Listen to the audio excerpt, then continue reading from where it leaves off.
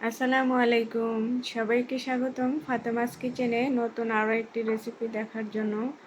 আজকে আমি আপনাদের সাথে শেয়ার করব মুরগির পা, কলিজা, ঘিলা, গলা এসব কিভাবে রান্না করি সেই রেসিপিটাই আমি শেয়ার করব। অনেকে এটা ফেলে দেয়, কিন্তু আমার কাছে এটা খেতে ভীষণ ভালো লাগে, তাই আমি এটা রান্না করলাম আর আপনাদের সাথে শেয়ার করব। এখানে এর জন্য আমি একটা কড়াইতে পরিমাণ মতো তেল দিয়ে দিলাম, আর এখানে দিয়ে দিচ্ছি আমি 1 কাপ পেঁয়াজ কুচি। আর এখন পেঁয়াজটাকে ভেজে আমি বাদামি কালার করে নিয়েছি। আর পেঁয়াজটা যখন ভাজতে ভাজতে এরকম বাদামি কালার হয়ে আসে, এর উপরে আমি সামান্য পরিমাণে পানি দিয়ে দিই যেন পেঁয়াজটা পুড়ে না যায়। কারণ হচ্ছে পেঁয়াজটা পুড়ে গেলে কিন্তু তরকারিটা খেতেও ভালো লাগবে না, দেখতেও ভালো লাগবে না। আর এখন এখানে আমি দিয়ে দিচ্ছি মশলা, তেজপাতা, দারুচিনি, এলাচ, আর দিয়ে দিচ্ছি 1 চা চামচ আদা বাটা, 1 চা চামচ রসুন বাটা, 1 চা চামচ হলুদ গুঁড়া, 1 চা চামচ মরিচ গুঁড়া, ধনে গুঁড়া, জিরে গুঁড়া, গরম মশলা গুঁড়া, আর দিচ্ছি পরিমাণ মতো লবণ। সব মশলাগুলো আমি 1 চা চামচ পরিমাণে দিয়ে দিয়েছি। ঝালটা যে যেরকম খান সেরকম অনুযায়ী দিয়ে দিবেন। আর এখন আমি এখানে একটা বড় সাইজের টমেটো পেস্ট করে নিয়েছি, সেটা এখন দিয়ে দিচ্ছি।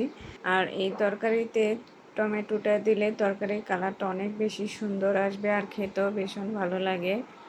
এখন আমি ঢাকনা দিয়ে ঢেকে এটা 2 মিনিটের মতো কষিয়ে নেব।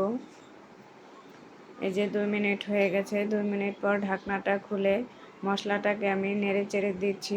আর এই যে তেলটা দেখতে পাচ্ছেন মশলার উপরে উঠে এসেছে, এখন কিন্তু আমার মশলাটা ভালোভাবে কষানো হয়ে গেছে। এখন এখানে আমি ভালোভাবে ধুয়ে পরিষ্কার করে নিয়েছি মুরগির ঘিলা, কলিজা, পা। আর এখানে হচ্ছে কলিজাটাকে আমি আলাদা করে একটু সিদ্ধ করে নিয়েছি, তাহলে কি তরকারির কালারটা নষ্ট হবে না। কলিজাটা যদি সিদ্ধ করে নেওয়া হয় তরকারিতে দিলে কিন্তু তরকারির কালারটা অনেক বেশি সুন্দর আসে, না হলে কিন্তু তরকারিটা অনেক সময় ঘোলা ঘোলা দেখা যায়। সেই জন্য আমি মুরগির কলিজাগুলো রান্না করার আগে কলিজাগুলো সিদ্ধ করে নেই। আর এখানে আমি আজকে মুরগির গলা কলিজাগুলোকে আলু দিয়ে রান্না করব। আর এখানে আমি 2টা আলু কিউব করে কেটে নিয়েছি। এখন এখানে আমি আলুগুলো দিয়ে সব কিছুর সাথে ভালোভাবে নেড়েচেড়ে মিশিয়ে নেব।